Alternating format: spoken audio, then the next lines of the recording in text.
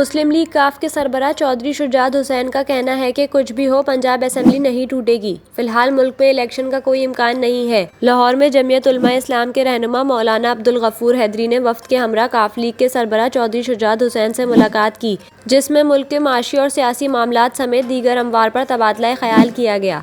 वफ्द ने चौधरी शुजात को बलूचिस्तान में अवाम को दरपेश मुश्किलात खुसूसन आटे की किल्लत से आगाह किया। चौधरी शुजात हुसैन का कहना था कि पंजाब असेंबली तहलील नहीं होगी। फिलहाल मुल्क में इलेक्शन का कोई इम्कान नहीं है।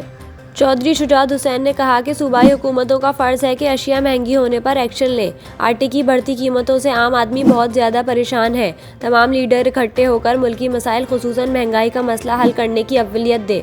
सियासी लीडर अपने अपने स्लोगन की तहशीर के बजाय आवाम को दरपेश इज्तिमाई मसाइल हल करें। मौलाना अब्दुल गफूर हैदरी का कहना था कि इमरान खान ने मुल्क में गाली कल्चर को फ़रोग़ दिया। चौधरी शुजात हुसैन का सियासत में नाम रवादारी में रख रखाव का है।